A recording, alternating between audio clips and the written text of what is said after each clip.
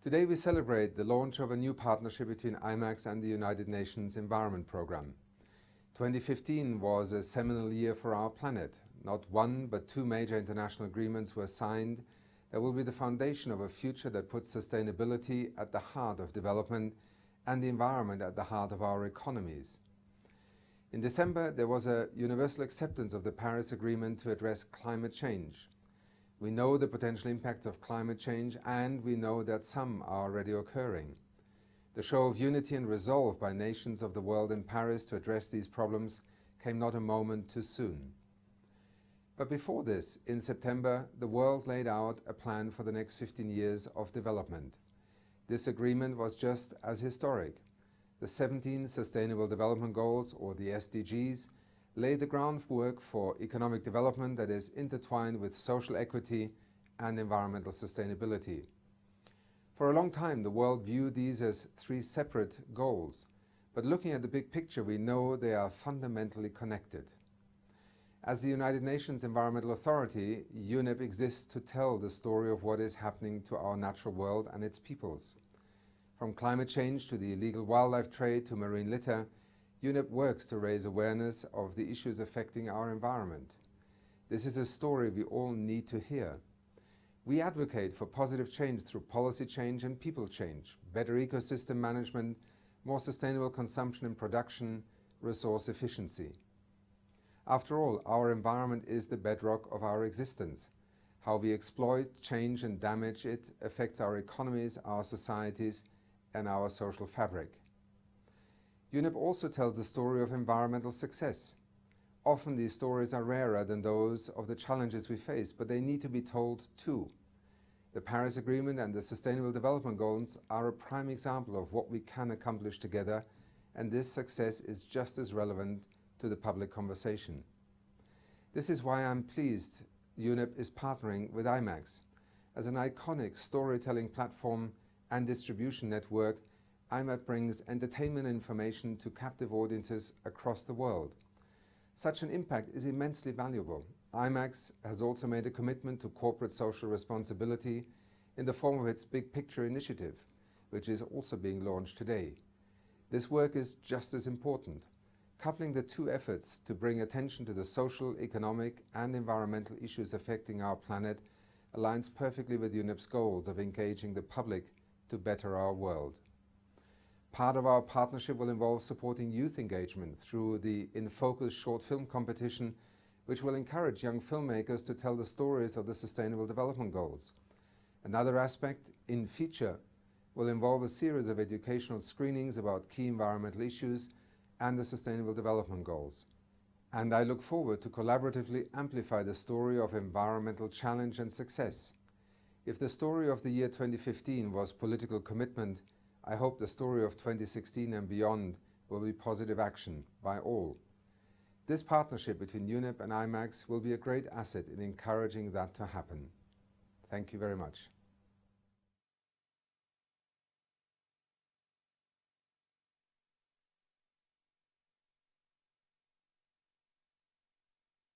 Good morning. I'd like to welcome all of you here, those of you who are in the theater, and also all of you who are watching via live stream this panel discussion, The Power of Film to Affect Change. I'm Elizabeth Daly, and I have the enormous pleasure of being Dean of the School of Cinematic Arts here at the University of Southern California. And we're delighted to have with us today to discuss this topic IMAX CEO Rich Gelfand, a great friend of this school, and the UN Environment Program's Nathan Saba. And later we'll be joined by the World Bank's Lucia Grena and Academy Award-winning film producer Lawrence Binder. Now, for our live streamers, please, we want you to feel free to tweet at IMAX with any questions for the panelists, and you can be part of the conversation by sharing your thoughts using hashtag IMAX Power of Film. So, you've seen this wonderful short film, and that is what we're here today to celebrate, is the IMAX UN partnership, which is a part of IMAX's Big Picture initiative, which is going to be focused on increasing awareness of the world's greatest environmental and societal challenges. Hopefully to incite change, as we were inspired by this short film to do, as opposed to just setting goals. IMAX is partnering with the United Nations Environment Program, which, in case you don't know, is the leading organization of the UN that focuses on sustainable environments.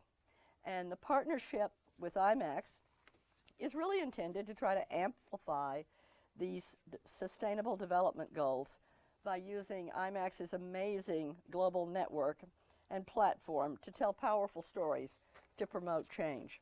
So we're going to begin our discussion shortly, but first I want to have a little bit of a discussion with Rich and Nason about the new partnership and have you fill us in just a little on what you're hoping to achieve. Rich, can we start with you? Yes, thanks, Elizabeth, and thanks very much for hosting this, and to the USC Film School, what we perceive to be the preeminent institution in the world. So over the last 45 years in IMAX's history, our roots are really in science and nature and documentary, although we've obviously broadened our commercial platform and now have over 1,000 IMAX theaters in 70 countries. Our heritage and our legacy was really based around teaching. And if you think about the way we teach, it's much more visual than almost any medium on the planet, although it's a film, so the sound matters also. One of the things about an IMAX film is, rather than being a third-party spectator, in a way you're a first-party participant. You're in the film. So when you watch it, your eye can shop around, and you don't have to, like on a smaller device, for example, the director can really tell you where to look and what to think and what to do. Whereas in IMAX, you can use it as your own personal learning experience, the scale and the scope. And actually, approach by filmmakers to using IMAX has always been to figure out ways to take advantage of that, whether that's by less cuts, longer shots, sweeping vistas. And as we sat around and we thought, how could we make a difference as a company? The way we thought was really bringing some of these issues around the world in ways that people, you don't have to push them to it. I think if you look at the way the human mind works, if you say, you should be interested in this is a problem, people are skeptical. But when you look at the big screen and you see it yourself, that has a different feeling. And we were also thinking how we could do it in a way of scope and really make a difference in a broad way.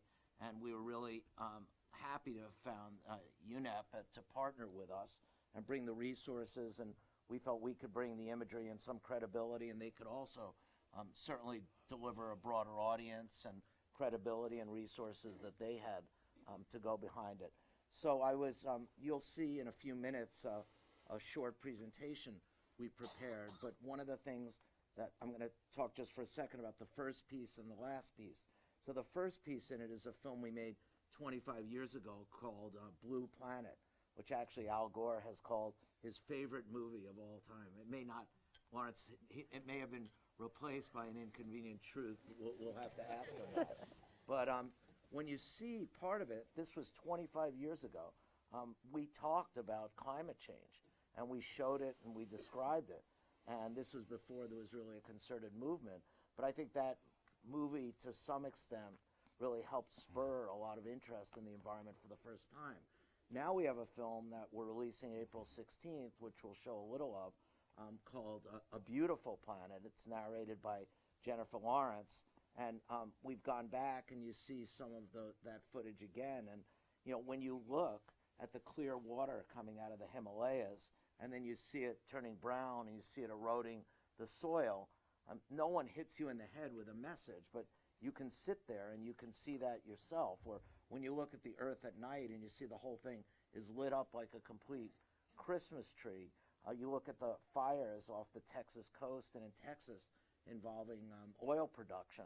And these aren't things that anybody's made up, and you don't have to hit them in the head with it. That vision is apparent to everybody. So anyway, we want to thank UNEP for partnering with us on this, and we hope this is the beginning of something that can make a real difference. So Nason, what are you hoping to achieve with this? it seems like to me a somewhat unusual partnership for the UN, and one, needless to say, we're delighted about, but I'd love for you to share with our audience a little more about your specific hopes for this project. Sure, really, and I think Rich has sort of covered the essence of it. We're really thrilled to be embarking on this partnership. Thrilled to be here today as well. You know, as you saw in the message of our executive director, UNEP sort of plays the role of the authority within the UN system on the environmental agenda. It plays a role in sort of providing the leadership, catalyzing the partnerships that are essential to ensuring our care for the environment today. And we've seen sort of over the course of, you know, the 40 plus year history of the United Nations Environment Program and of this agenda, that this mandate has grown significantly, both in terms of its scope and in terms of its urgency. Environmentalism has been radically redefined. It's no longer about sort of, you know, a narrow conservation agenda, as crucial as that is. It's about our economies, it's about our societies, it's about our health. What we have done as an agency that brings the science to the table, that helps to build the instruments, helps to enhance the governance around the environment through all multilaterally at the international level and then at the national and subnational levels. You know, the policy agenda is firm and evolving dramatically. The commitments that were made last year, both to the 2030 agenda and the Sustainable Development Goals, to climate change through the Paris Agreement, these are all significant. The sort of the technological aspects of you know, helping to transition us into inclusive green economies, helping us to look at resource efficiency, look at ecosystems management. The innovations are all there, and it's a matter of how quickly do we begin to scale these? How quickly do we mitigate the impacts and effects of climate change? How quickly do we adapt and enhance our resilience? What really we struggle with, and what partnerships like the one with IMAX can significantly enhance, is, if you will, the demand side issues, the behavioral issues, the sort of the deep-seated implications of social change that are imperative to ensuring our environmental sustainability and to ensuring the peace and prosperity of the planet, and ensuring the health both of the people who are dependent on this planet and the planet itself in an integrated manner. And IMAX has, you know, done this at an unprecedented level, and the sort of the narrative of IMAX that Rich has just presented, you know, if we can follow in that footstep, is fantastic. Here's a technology that found its roots. Here's a platform of communication, of storytelling, that found its roots in science and communicating science and science education, and now has captured the imaginations at a universal scale. This is one of the preeminent platforms of storytelling today, on a commercial level, on an entertainment level, and that is the scale that change requires in terms of environmental sustainability. And so our hope and our ability, along the lines of action that we've committed to with IMAX, to promote the environmental dimensions of the Sustainable Development Goals, to look at how we can enhance storytelling around resource efficiency, around ecosystems, around biodiversity. How do we leverage and enhance together this incredible library of inspiring content that IMAX has generated through the years and continues to generate, and take this and diffuse it and amplify it to growing audiences that are anxiously concerned about these issues. I think those are all kind of the potential that we see in this very exciting partnership. Well, it certainly sounds like a pretty amazing partnership, and I think there are many folks in this room who are very aware of how impactful the IMAX Theater at the Science Center across the street is, as one of the few places in LA that brings together diverse communities and begins to present this kind of information, thanks to IMAX, in a way that many children and their parents can understand it. So you've got a lot of fans here who will be cheering for this. In just a moment, we want to bring up Lucia Grena from the World Bank, and Lawrence Bender, an Academy Award-winning film producer, I'm sure all of you know. But first, let's look at a short clip called Film for Climate that was made by the World Bank.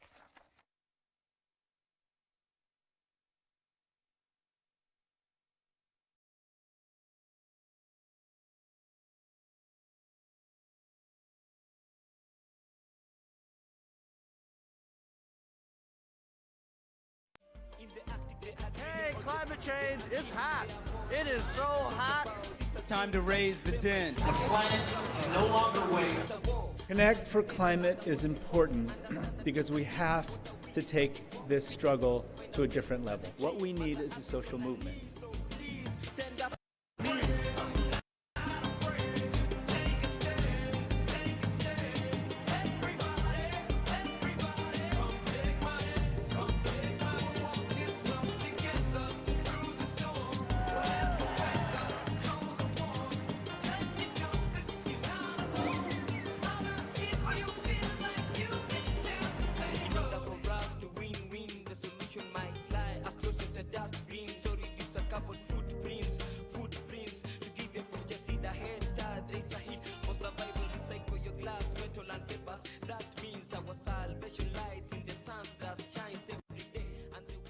At the World Bank Group, we've pledged to increase our climate financing to as much as $29 billion a year by 2020.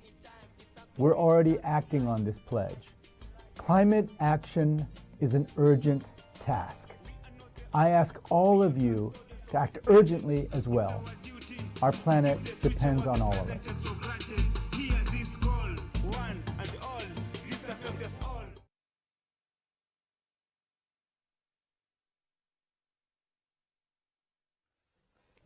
Please.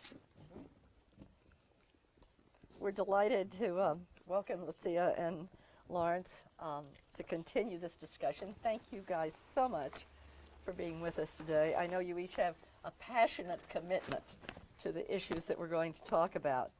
And I think maybe we'll start by talking a little about your thoughts on the global goals. So maybe you could set the stage for us a little, Nason, on what some of these global goals are and how you see pursuing them in other ways than just the IMAX partnership.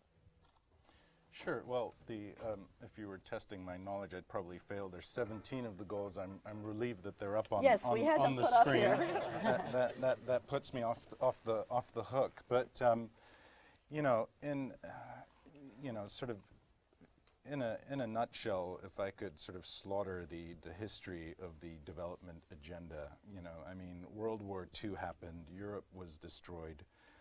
Out of the ashes of the League of Nations, the United Nations was established to say, never again. How do we fix this problem on a planet that was increasingly seen as a single system? How do we rebuild Europe? Europe was rebuilt. That was a success. We said, how do we take that kind of rebuilding exercise, that development exercise, to the rest of the world, especially the developing South, or what was called the Third World then? And we went through several decades of development, trial and error, a lot of best practices across a range of things, began to sort of develop a consciousness of human rights, a range of sort of rights-based approaches to social and economic development. That brought us to 2000 and to the Millennium Development Goals agenda that set an agenda for through to 2015, through to last year with the MDGs, again with a real kind of emphasis on social and economic development. There were 9 goals there. Arguably, the social and economic dimensions of development were given precedence, especially in a world struggling with poverty and a range of issues in terms of just lack of access to very, very basic services, high mortality rates, morbidity rates amongst children, challenges at the family level. That made a lot of sense. What we saw coming out of the learning of the Millennium Development Goals agenda and the commitments that you see enshrined in these 17 goals is really sort of 3 things, let me say.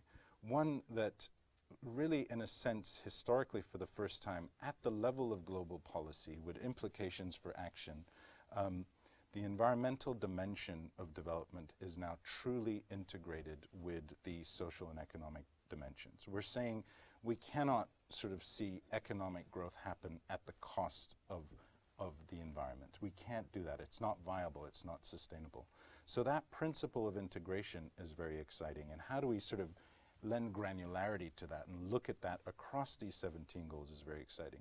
The second was that all of a sudden, to a large extent, to a significant extent, this development agenda is no longer an agenda of an industrialized North doing something with the best of intentions for a developing South. It is now, in many regards, in many aspects, truly universal.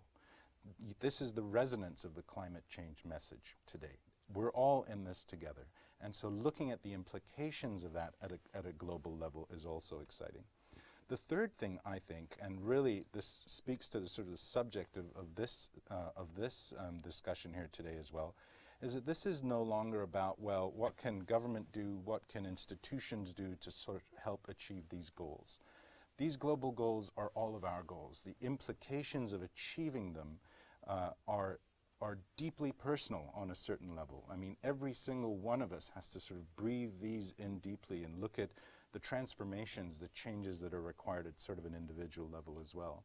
And I think so we're really kind of at a unique juncture here in 2016, sort of kicking off this 2030 agenda and considering these things in an integrated manner, in a universal manner, and examining the full spectrum of constituent participants, right down to each of us as storytellers in this room, as consumers in this room, on how do we affect this change. That's very helpful, I think, to all of us to understand your perspective. I want to move to Lucia because one of the things that Nason mentioned, I believe, is your point two, was the integration of the economic concerns and the environment, which have so often been seen as oppositional as opposed to integrated. So I'd love to hear how the World Bank is beginning to address some of these issues.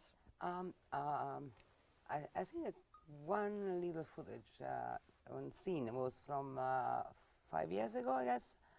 Our newly elected president then, Dr. Kim, identified in climate change one of the biggest hampering issue to achieve our goals, which is to end poverty. And the economics and the implication of climate change to development were so huge that we couldn't not ignore them. And I think that everybody remembers the Hurricane Ian in the Philippines and what happened in New York. And I think that everybody can sympathize to the fact that Philippines had years of investment and development erased by one single event. And, Katrina, what happened in New York, I think, it was a huge amount of damage, made it real for a lot of people, but obviously it didn't change the economy. Our client country pay huge prices for the effects of climate change. We do have, as an institution, very, very large investment and research, and the science is solid. We know today the IPCC, the UNFCCC, UNEP, and all the research centers have been absolutely clear. And this is the very first time we see a scientific certainty not translated into action, and even not translated into actionable plan within people's life. So what we are doing as a unit in communication, Connect for Climate, we started a few years back by using social media not to reach people, but to have many, many people reach us, because actually that was the revolution that I could hear from Bhutan easily. I didn't have to travel. And we tapped into youth mind, creative mind, and asked them, tell us your story. Because obviously we do have the scientific base, but the problem is bigger than any of us, and it must become real to all of us in order to change.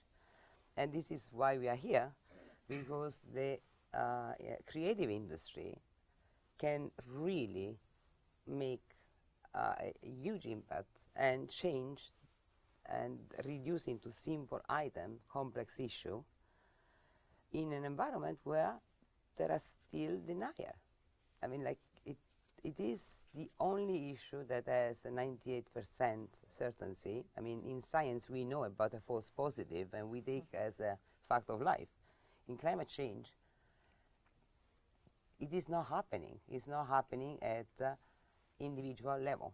And what we saw was that people in the movie industry and creative industry, and like Lawrence in this specific case, that can really nail down a narrative and make a documentary actually a global blast, or IMAX that produce things that actually have changed the behavior of my children, because they did.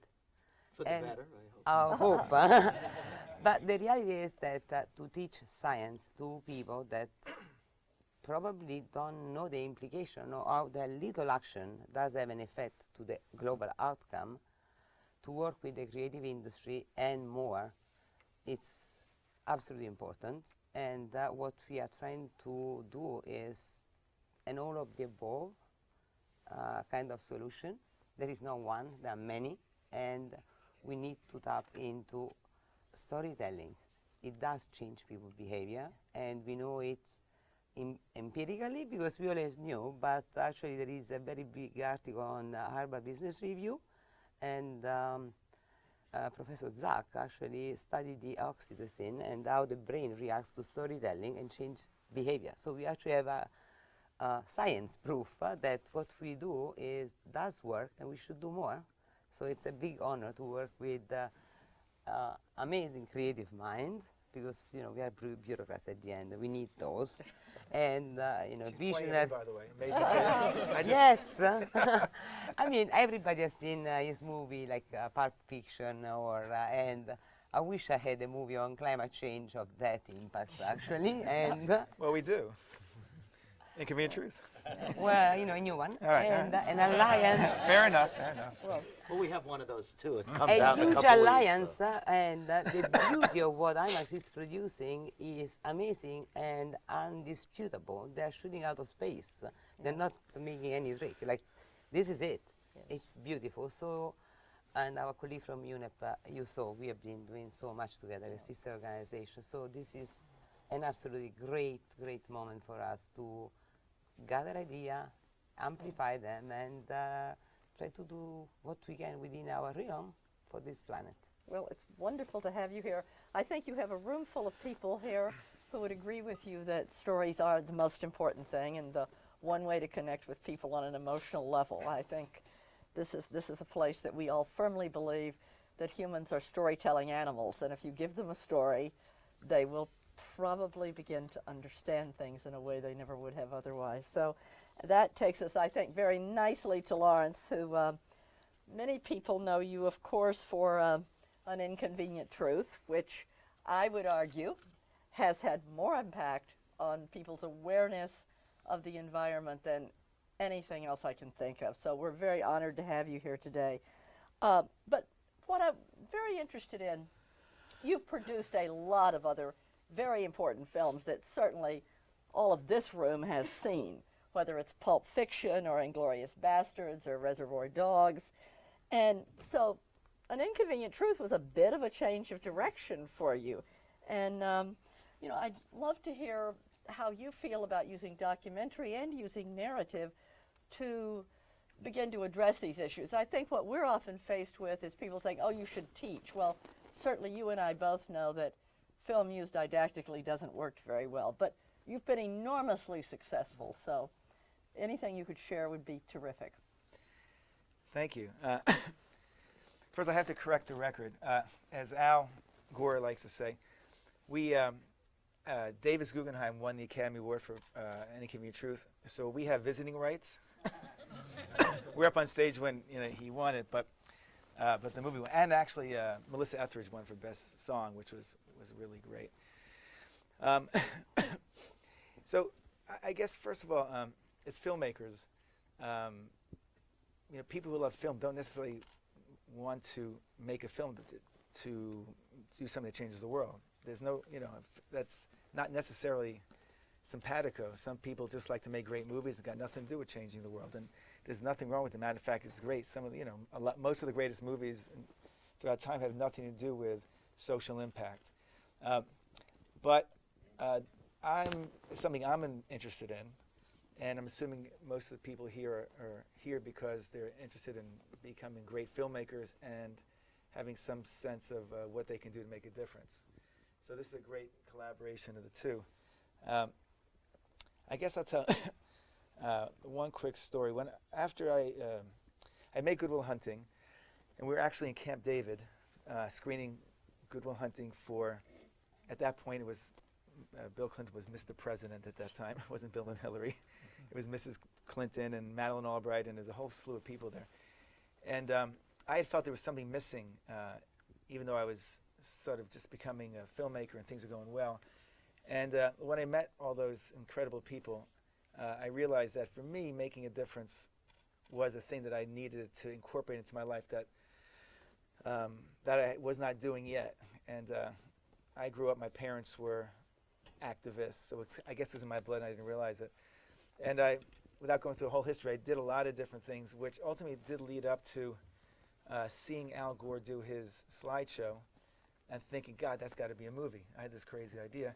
So you can imagine going around trying to raise money for, so I have this movie, it's about Al Gore and his slideshow, and I need $1 million. And who would that? Would the IMAX group give us that? In retrospect, definitely. So it cost $1 million and it grossed $50 million worldwide. But of course the impact was more than that $50 million.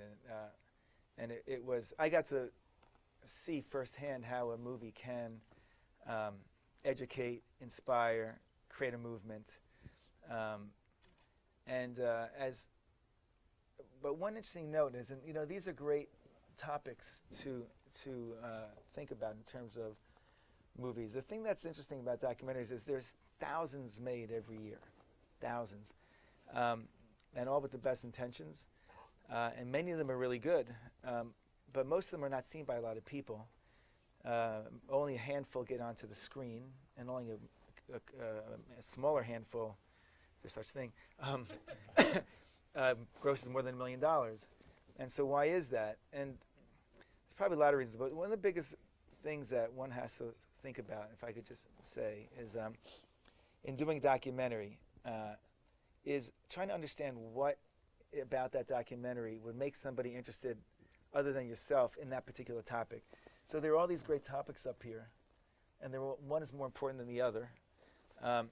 But if you decide you want to make a documentary about something like that, you have to find out what the emotional through line is. What you're going to tell a story, and it can't just be about life below water, because you could do a news show about that. Certainly, IMAX can do a beautiful thing about it that people want to see visually. But if you can do something that's going to really get under the skin of people and try to and have people talk about it, there's got to be an emotional core that was like a narrative that has a beginning, middle, and end that makes you want to understand and see it and embrace it and be mad at it or love it, not because of the topic, but because of something about an emotional arc. So we found that in An Inconvenient Truth with Al Gore's story. Now, Al Gore's story has maybe a little bit to do with climate change, but if you remember, he lost the election. Some people think he didn't.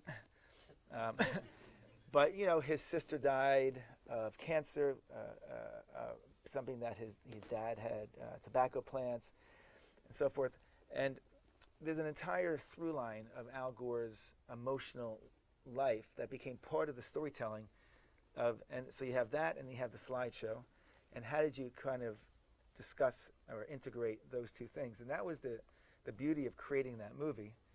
Now it happened to come out right when Hurricane Katrina hit.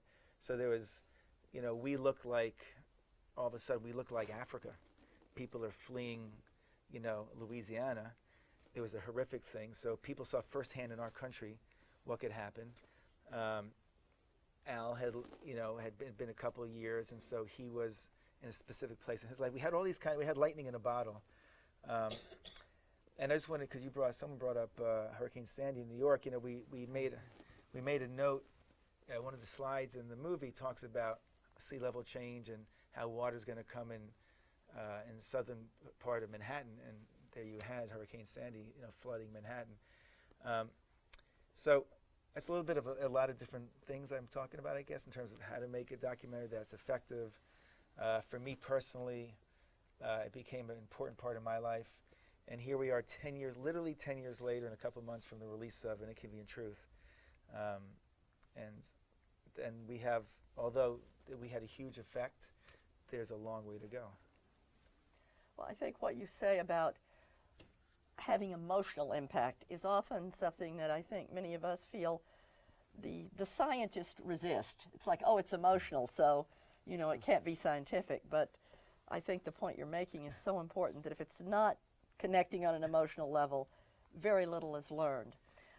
Just to say, you know, because I love science, so I spent a little bit of time at Caltech. I spent a little time here, different places with scientists, and they've all become. Most scientists have created, at least started to understand that. I do a science lecture series for my 9-year-old at my house. Oh. Can we all come? And I bring in incredible scientists that should have no right to be talking to 9-year-olds. And we bring like 20 of his friends, and the parents end up staying. But what they all say, which is quite interesting, is that if they can't explain it to a 9-year-old, then there's something wrong with the actual understanding of the material themselves. And I think that's quite interesting in the sense that scientists themselves are starting to understand exactly what you're saying, that, you know, when they're siloed and you have a quantum physicist talking to another quantum physicist, none of us can understand it. It's impossible. But when they try to relate it to people like us, just laymen, and basically in a sense, they have to learn how to communicate. And that's where we can come into play in terms of interacting with scientists who are trying to tell these stories. And they don't know how to. They obviously are brilliant at understanding and researching what they're doing. But we have an opportunity to bring that to the public.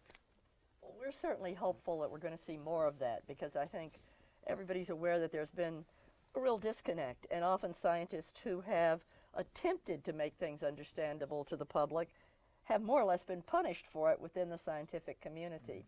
I have one other question for you, because I know in this room, and I'm assuming online, we have a lot of young filmmakers who are interested in how does one get this done. And you made a very important point about, I'm going to go out and ask for $1 million for a slideshow. Anyone that's raised money for films knows how difficult this is. And I just wondered if there's anything you could share with our audience about how you went about getting this funded, because it was remarkable that you did. You know, we were lucky. Raising money for movies is impossible. Raising money for documentaries is more impossible. And I had a relationship with Jeff Skull, who's created this company called Participant Media. Probably people know that company. And he watched Al Gore we said, look, we have this thing, blah, blah, blah. And, you know, he came and watched Al Gore do his presentation. And we went into the office, and he said, I'll write the check, start. You know, don't worry about negotiating. We'll negotiate the deals, just start now. And from the time we did that, I can't remember exactly, but it was early in the year. By the end of the year, we were basically released the movie. It was a very fast process. We got very lucky. That's an amazing story. Yeah. You know, Lucia, I wanted to go back to something you and I were talking about before the panel started, which was your focus on youth, and how I noticed that what you're doing is pretty much focused on youth. Can you talk a little about why that is important to you rather than maybe focusing on a more general audience? I think that youth own the future. They are the stakeholder. Like, you know, they're the next generation. They're doer. They live and they're native of the digital area. And they can make things happen. They can exercise change. And very often we see that even if you do educational program in school, they will come back to their family and fertilize. But we really believe that youth have the right to their own future. And of course, empowering them is the first and most important issue. And obviously you go across with many different sectors, but coming back to the movie industry, for us, when we run a movie competition and documentary, the opportunity for a filmmaker to be seen by major director and have space at festival, give them the opportunity to have their voice heard, was the base of our success. We didn't have, like when you have kids from the Philippines, they don't have much money, but they have good ideas. And if you give them the opportunity to go from local to global, it's fantastic, and you learn a lot.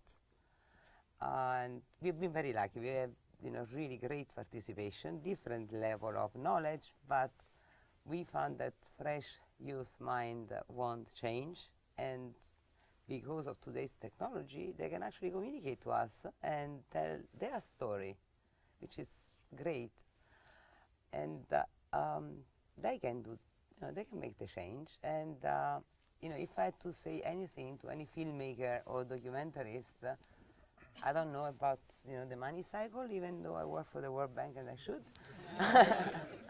But my best advice is to cultivate your global citizenship. Whatever you do, wherever you go, you will make an effect on many other people. Some of you will go into documentary, film, you name it. But within you, there is the power of your own opinion and your own responsibility. And that can be in many different form or shape, and maybe you don't do the biggest documentary, but you remember that Humphrey Bogart smoking in Casablanca was the definition of core. Now you look at a movie, the bad guy is smoking, and we all agree. Like, you set the behavior, you define core, you define how people relate with their own environment, the commonality. I think that has a huge responsibility, and you don't have to be a director. You can be a costume designer and be an environmentalist and say, like, this comes from Africa because it's cotton, and it comes from there. Like, connect the dots between what seems a glossy industry and the reality. And I just want to say one word about the Beautiful Planet. I saw the trailer, and what impressed me the most was the cooperation among the astronauts from absolutely countries that fight on Earth, and found, that cooperation is the best way to go. It is amazing, and it shows how, with a commonality, with a clear goal, you can actually change the world. And they're doing out of space, so I think that, beside the images that are stunning, my takeaway was it can be done. You're showing that it can be done at big level. We can do it down here, and it's a wonderful, wonderful, message from your documentary. You are going to get to see part of this film, I promise. Rich, while we're on the subject of youth, it seems like a good time to transition and talk about IMAX's commitment to young filmmakers. You're certainly sitting in one of their commitments, which is this theater, and we're very grateful to IMAX for it. But one of the things I noticed is that part of your big picture initiative is going to be a contest for young filmmakers, and I think everybody would be a little interested, especially our audience online, in hearing about how that is going to be handled and what you hope to achieve with it. What we hope to achieve is to provide further incentives for film students, whether it's high school or college or graduate students, to be incented to make meaningful documentaries that mean something, not only to the filmmaker, but to the broader community. So our idea is to put together this sort of competition, since we still think that competition pushes people to achieve sometimes things they otherwise wouldn't do on their own. And we're going to seed that, and we're going to have filmmakers and others judge it, and we're going to award prizes, and hopefully we're going to find outlets to play some of the content. But that's very exciting to us. And outside the competition, Elizabeth, one other thing we do is we actually work with accomplished young filmmakers, and we train them how to shoot things in IMAX and how to think about it, and that's been incredibly rewarding. So some of the filmmakers who are making some of the leading films now, 5-7 years ago, we had seminars and we worked with them, and you know, they really remember that. I'm going through my mind because some of them you guys would know very well. It kind of really shocked me, but people who directing, you know, huge blockbusters now kind of came up through the system. So I think it's just to get their incentives straight, to want to do, as Lawrence said, like, it's pretty easy in life, especially looking at the students, to be fairly linear about your career and how you go about it, and not think beyond the day-to-day. So I think sometimes you have to reset and say, should I go in a different direction, in a different course? And hopefully this will help reset. The other thing is sometimes circumstance plays a role in it.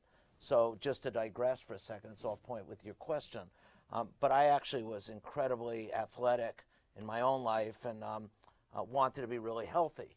So I ate fish every meal. Like, I just thought fish was the best thing. It was the miracle thing. And all of a sudden, at one point in my life, I had trouble walking. I had hand tremors, and I went to all kinds of doctors who said, you know, gee, you know, you may have a brain tumor, you may be an alcoholic, you know, God knows what's going on with you. And after years, it turned out that I got mercury poisoning from eating too much fish. And that experience was a little bit of a personal environmental wake-up call. And one of my really good friends said to me, the environment is an abstract thing, like you were saying, but literally what's happening in the environment is happening in your body today. And that partly was the inspiration for our efforts at IMAX, because it really turned on the light, as you say, that you have to really look at it at an individual level. You can't look at it as some global issue. It's, where do I start, and how do I start today, and what can I do about it? Well, I think mentioning health is something that, you know, we should take another moment and talk about, because, I mean, if you look now at various communities where there's a lot of pollution, I mean, you're starting to see huge gaps in life expectancy, which is becoming really a political, economic issue that I don't think's been anticipated before, whether it's asthma or, you know, trash left around that's allowing mosquitoes to breed so that Zika can spread. And I'm just wondering if, have you seen any projects coming in from your youth that focus at all on the health issues? That was the best outcome of our competition, that climate change was a completely different narrative and issue according to wherever the young director was living. And we had the story of flood from Bangladesh, drought, sub-Saharan Africa, health from, you know, China. Like, the reality is that it's not just environmental. It declines in every sector of our life, and it becomes real when it's home. And exactly, when you see in your own body, the effect of pollution is undeniable. And, you know, for people that live out of crop, not to have water because of drought, then it triggers immigration. I mean, the implication of being sustainable are so huge that call for everybody's action. And that, you know, it's health, gender, and a little bit of everything we see. It's really all the above. It's how we think ourselves and how locally people see their life and the implication of not doing the right thing. Yeah. And this is, sorry, I need to acknowledge, I just see the Global Green partners that give a lot of value to the narrative of film, and they've been a great partner for us. So we're delighted I'm so you're happy here. they were here. Nathan, what differences are you seeing, for example, culturally or geographically, in concerns around the environment? Are there things that are obvious to you? I mean, Lucy is mentioning drought in Africa, or are there obvious cultural global differences that it's important to be aware of right now? Well, I suppose there's a sort of a straightforward answer and a more complex answer that's beyond me. Clearly, every culture, every context has very, very specific issues pertaining to environmental sustainability, pertaining to its linkage to people's lives. What's fascinating is how universal some of these issues are, in fact, and what sort of binds or is the undercurrent across all of those things. And what's fascinating, and I think certainly the creative industries understand this very effectively also, is the universality of a deeply personal, deeply emotional story and the way that can resonate. It's a fellow Canadian, and IMAX is, I'm proud to say, has Canadian heritage. It's Marshall McLuhan who kind of famously said that if it wasn't for Thomas Edison, we'd be watching television by candlelight. And that really speaks to the power of storytelling and sort of shining a light, catalyzing thinking and action around these issues. It's taking the old adage of a picture is worth 1,000 words and saying we're in the 21st century. A picture, a film, even the shortest film on digital now, catalyzes 1,000 conversations and amplifies. And some of the issues are critical. I've had the opportunity to work in the UN system in a number of different countries, and you'll work with different projects. In Mozambique, we ran a participatory child rights media project across TV, public TV and radio channels and community radio stations. This was with UNICEF, and we're interested in in HIV and AIDS and in health messaging and a range of things. But the minute you actually left young people to their own devices, they kind of always naturally gravitated to the 3 E's. And I've seen this time and again elsewhere. I haven't assessed it, but I think it's pretty resonant. And that's their anxious concern about employment, environment, and in association with those, education.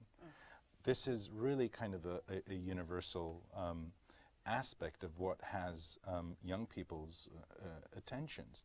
And apart from that specific interest, talking about young people and the power of change that sits within them and their sort of their restlessness to see improvements in the world, it's just the pure numbers. I mean, this is, if you take children, youth, and millennials together, sort of 0 to 39, that's 65% of the planet right now. So talking to young people is talking to the majority. Telling stories to, engaging young people is engaging the majority.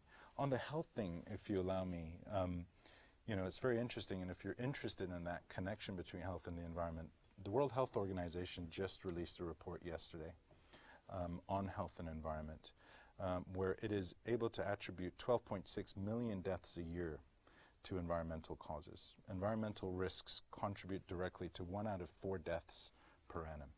7.3 million of those deaths are associated with air pollution. I mean, this is in a sense, an untold story. It's not so untold if you live in Beijing or in New Delhi, where people have a real kind of concern about these things. But, then you break that down and you see that almost half of those air pollution-related deaths are due to indoor air pollution. It's about mothers cooking in unventilated areas in huts. So the challenges and opportunities shine a lens on these things, engage on these stories that are ultimately deeply personal. These are households and families, is really urgent and an exciting opportunity. That takes me, with a picture worth 1,000 words, to a last question to Rich before we open up for some questions. Your documentaries, I mean, I love them. We all love them, whether it's the Arctic or the Lemurs or, Born to be Wild. They're wonderful. But they're also another kind of documentary, more like An Inconvenient Truth, or perhaps even a more stronger comparison might be something like Gasland, that are very much in your face. And you've made a very different choice, and I'm assuming it has a lot to do with the idea of images that people will carry with them. But I'd love you to comment on that before we open up here. I think it goes back to something most of the panel was talking about and what Lawrence said before, is I think it's about emotional connection. So I personally think that a movie that's talking heads on a screen doesn't really exploit the medium of film to the extent it can be exploited. So that's the first point. I don't think people come away with the same connection. The second thing is the nature of our medium is I think it's a bit of a wasted opportunity to do talking heads, because you could have talking heads on your mobile device and that's really effective, but you guys will see some of these images. I mean, you can't show them anywhere else. With that said, we're actually really experimenting with whether documentaries need to be done in a different way. So our head of film will probably, my phone will ring in 1 second, because we haven't announced this, but so be it. We're working with a book. We haven't fully greenlit it yet, but it's called Moby Duck. And what it's about was a ship full of plastic rubber ducks left Guangzhou, and it was headed like to the United States or somewhere. And the boat sunk, and there were 100,000 of these little ducks, but they were packed in crates of 10,000 ducks each. So they broke open and they surfaced at different points. So there are these collections of 10,000 ducks in, let's say, 6 places in the world. And one of them went to the world's garbage dump, which is off the coast of Alaska, and is just like rotting with other garbage. One of them went somewhere where birds come and play with them every day. Another one went where this polar bear seal area thinks they're babies. But the point of me going into that is we can tell, I think, a really compelling environmental story, and we could talk about the ocean's currents, and we can talk about all of that in a way that I think will be a lot more accessible than if you and I were on a panel, Elizabeth, and we said, let's talk about global currents, and we had Professor whatever from USC say, when ducks meet the garbage dump, they're biodegradable. I just don't think they resonate the same with audiences as more emotionally compelling content. Well, I think we would all certainly agree with you. We wanted to open up for any questions from the audience for the panel, or from our online audience. I think there are people ready to receive those. So the floor is open. You rarely get this group together, so take advantage of it. Hello, everybody. Thank you. Hey, everyone. Thank you for coming tonight. Today, this has been really inspiring and educational. I'm curious to know whether or not you feel that not just documentary films, but also like narrative, as you use the word for, also can accomplish some of these deeper sort of sub-level kind of emotional shifts that we need to accomplish some of these sustainable development goals. Just if you can comment on that and maybe give examples of films that you've seen where those messages are embedded that you thought was effective. Because I find that documentaries do, like you were saying before, they don't really reach the audiences that they need to. They also don't actually tend to, I think, structure themselves in a way that actually is accessible for people, and it comes off as didactic. So maybe if you can comment on films that actually are not just fiction, or not just documentary, but fictional as well. Why doesn't everybody tell us a film you think? Actually, we have Donald Rambo, who produced City of God and Central Station. Those movies actually served Lula to go to Parliament and address the issue of his own country, or Hotel Rwanda, big existing war actually became a story. So absolutely yes, and probably they have a bigger impact than we expect.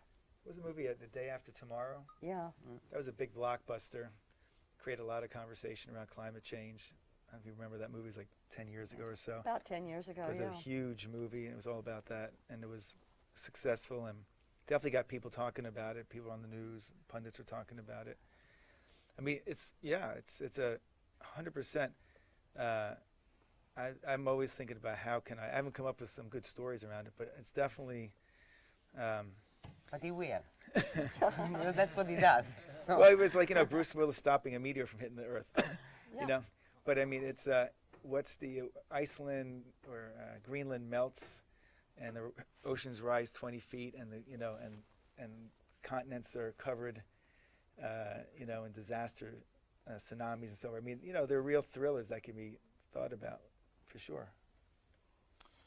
I mean, I think about The Revenant this year, and Leo DiCaprio's speech at the Oscars as well that sort of showed the resonance even of that movie. Now that's at the sort of the elitist of the elite edge of filmmaking. You know, my own immediate experience in India working with UNICEF was in television, and we saw there, you know, sort of the power of entertainment education approaches to filmmaking. And I created a soap opera. It was a primetime soap, because we really saw it as really, in a sense, the only way to reach significant numbers of people with complex types of messaging that don't lend themselves to PSA campaigns. When you're beginning to try to influence and shape, you know, a society's approach to girls' education, for example, or sort of real subdermal issues, you look at a tool and a power that rests in a genre that I can't watch if you paid me, which was soap opera, but, you know, the numbers said was the #1 genre for entertainment in India. And we produced a soap that went out primetime 3 nights a week, reached, according to sort of Nielsen ratings, 5.45 million people every night. We measured it to death, you know, with the support of scientists and the kinds of people who, I know even at USC, at the School of Communication Studies, do a lot of work in this, work with Hollywood on this space, to affect powerful change in behaviors and attitudes.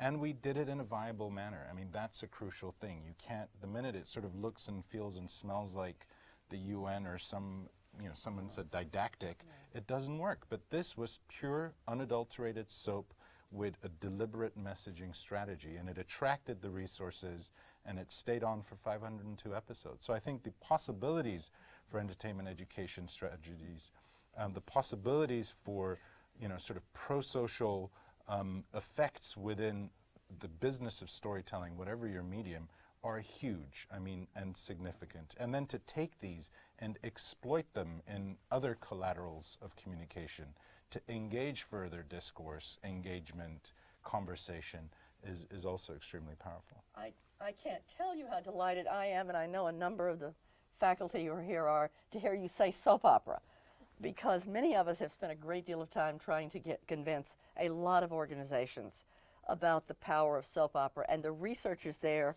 back 20 years that you can impact behavior, whether it's literacy, planned parenting, health issues. But it seems like because it smacks of entertainment, it's very hard to get it taken seriously. So congratulations, you have made many of us very happy. So Elizabeth, the one thing, it's not directly relevant, but partially is, we didn't really talk that much about the globalization of either the audiences or of the filmmakers. So one of the most incredibly rewarding experiences in my life is when we opened our first theater in Shanghai at a science center. And I saw school groups, you know, wearing 3D glasses, looking at the Earth from the space station and earlier, and they were reaching out and they'd never seen anything like that. But think of the cultural, global, outside the box messaging they were getting, just experiencing space, 3D, all kinds of things. So that's a tremendous power. But going forward, and again, this is for another day because we could spend a whole panel on this, as the box office shifts around the world, you're going to see the nature of documentaries shift very rapidly. So China's going to pass the U.S. in gross box office in 2017. And if you've got to know, they understand what soft power is. So we've been sending soft power from the U.S. and Western cultural messages one way, but those messages are going to start to come back in a very different way. So that, you know, that may be a good thing. Some of you might not like that thing, but documentaries are going to take many new forms. Yeah. No, I think that is a nice lead-in to, speaking of space, we promised we would show you part of a beautiful planet. Now, the question everyone was asking, Rich, which was how on earth did you shoot it? Of course, we know that you didn't really. So can you talk a little about it? So we've had an agreement with NASA for the last 25 years where we've had special access to the International Space Station. Of course, it wasn't the space station before that. It was the shuttle and it was different missions. But we've worked closely with the astronauts, and actually we have an office in Houston full-time over the last 25 years, where we train astronauts on how to use our cameras to shoot in space. This one, from a filmmaker's point of view, though, Elizabeth didn't realize how interesting the answer is to this. But all the other IMAX movies were shot, our cameras are huge. And you know, they're the size of kind of a refrigerator. And they have 3-minute reloads in them. And the film is this big. So the way we used to make the movies before this one is the astronauts would see the Grand Canyon. And they'd say, quick, let's get the Grand Canyon. And they'd, you know, put in the film. They get the 3 minutes worth, and then they were halfway around the world somewhere else for the next shot. So it was very complicated. But now we flew up a digital camera this time. So it sat there 24/7 for 6 months, shooting everything. So to give an example, like Everest is clear of clouds for like 1 minute a year. Now, obviously, you couldn't find that 1 minute and reload the film. But because it was digital, we got that 1 minute. You know, we got kind of everything. And by the way, as an aside, we have a 45-minute movie. If anyone else has good ideas for what to do with the other thousands of hours and gigabytes, you know, love to hear them. We'll have a separate contest where there's definitely a prize there. But also, the thing that was the most amazing to me is the person who directed this, Toni Myers. I was with her, and I don't think it's in the little piece you'll see today, but there's an amazing tsunami, huge. And I'm with Toni, and her cell phone rings. And the astronaut from the space station shows her a picture he took on his cell phone of the tsunami. And he says to her, how do you want me to film this thing?